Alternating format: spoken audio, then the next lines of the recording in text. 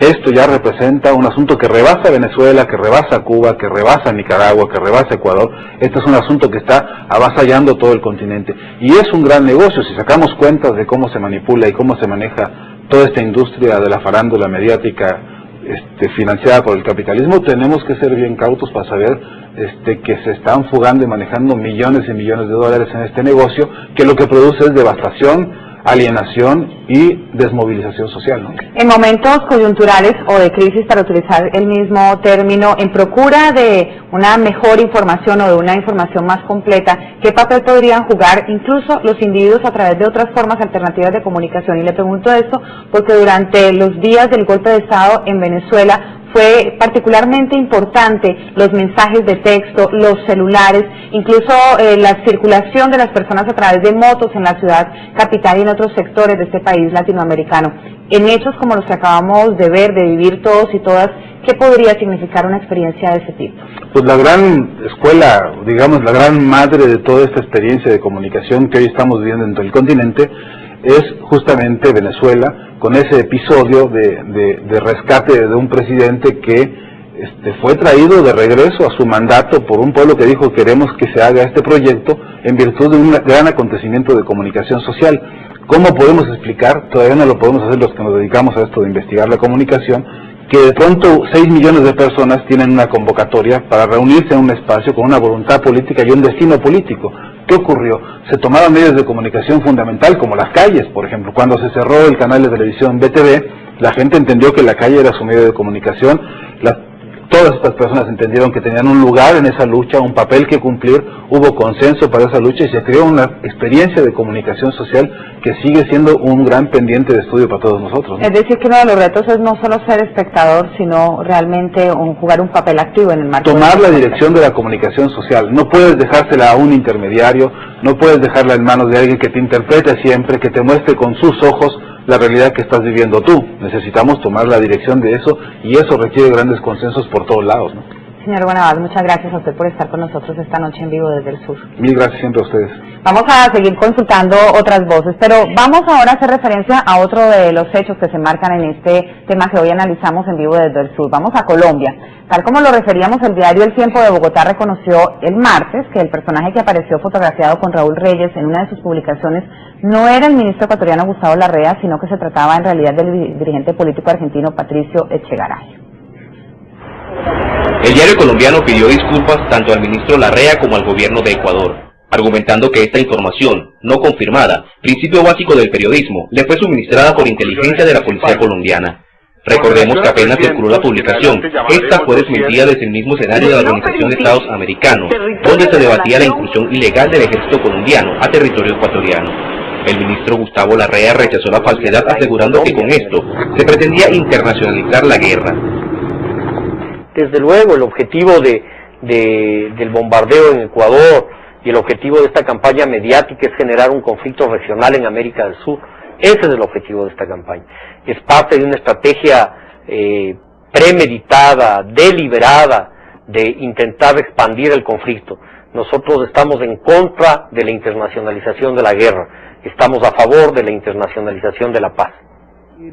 En vivo desde el sur conversó de inmediato con el secretario del Partido Comunista de Argentina, Patricio Echegaray, quien confirmó que efectivamente era él quien aparecía junto al desaparecido Raúl Reyes.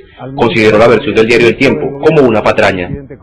Nosotros hemos desmentido esto absolutamente.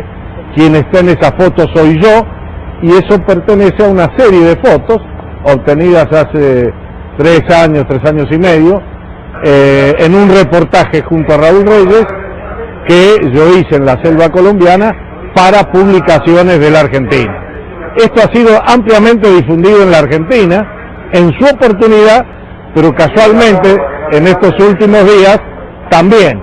Es una serie de fotos en las que hay fotos como esta y muchas otras del mismo tenor que la que se publicó hoy, pretendiendo atribuírsela al ministro Gustavo Larrea.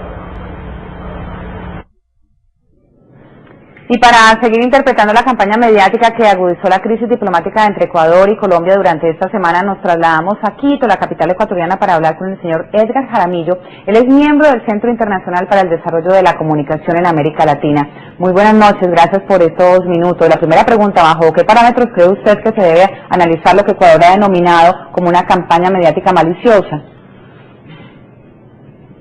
Bueno, hay un hecho evidente, y ese es que las tropas colombianas violaron la soberanía nacional, y esto lo han reconocido tanto en la reunión de presidentes en el Acuerdo de Río como en la Organización de Estados Americanos, la OEA, de suerte que ese es un hecho indiscutible que tiene que ser rechazado, y así ha ocurrido con la comunidad internacional.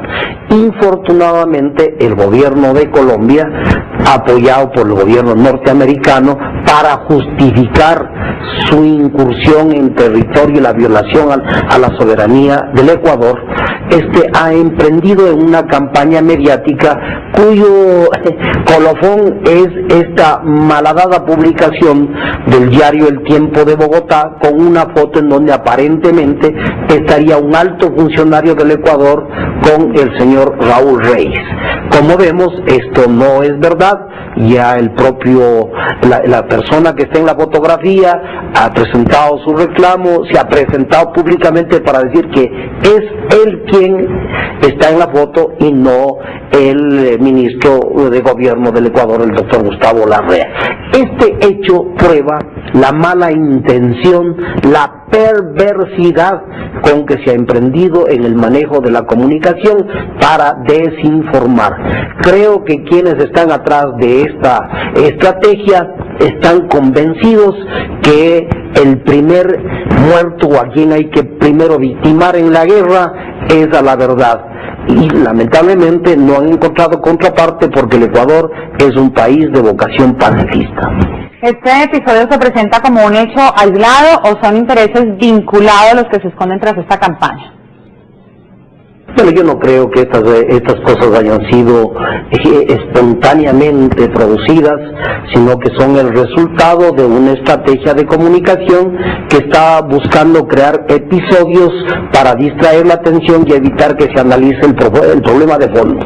El problema de fondo es la incursión, la invasión de tropas extranjeras en un territorio nacional que no ha sido consentido. Este es el hecho claro. Y luego vemos el desarrollo de algunas cosas. Se ha pasado información a un medio de comunicación que se ha visto obligado a aclarar.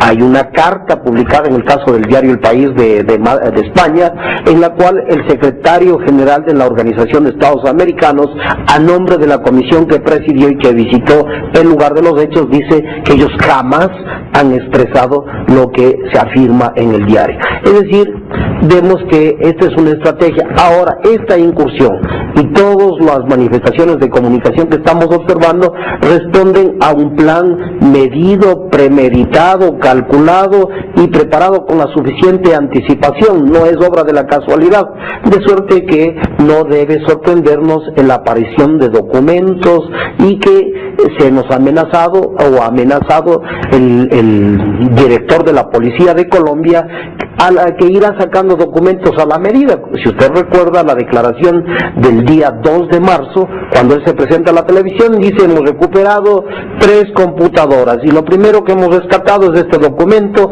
y ahí saca una primera supuesta carta, y como advirtiendo que saldrán otros documentos a la medida de las circunstancias. Es decir, hay un plan estratégico militar, y como parte de la estrategia militar, como lo ha hecho los Estados Unidos en el Golfo Pérsico, se ha incluido a la comunicación como una variable fundamental. ¿Se podría calificar este hecho como una guerra de cuarta generación? Pero sin duda, es así como está previsto. Es decir, ya no interesa únicamente la ocupación militar, sino ganar también a la opinión pública, convencer a los pueblos de determinadas circunstancias.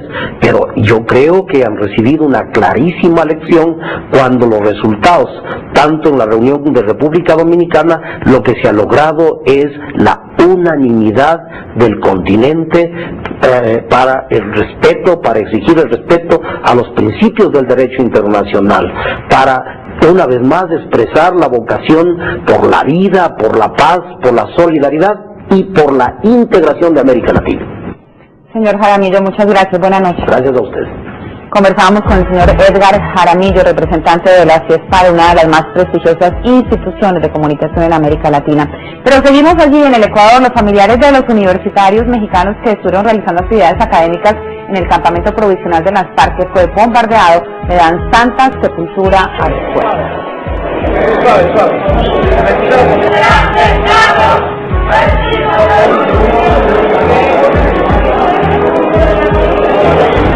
Y en Colombia, la Fiscalía de ese país se negó a entregar el cuerpo del segundo líder y portavoz de las FARC, Raúl Reyes, a sus familiares. Ecuador y Colombia, nuestros destinos informativos en el siguiente segmento de En Vivo desde el Sur. Ya volvemos.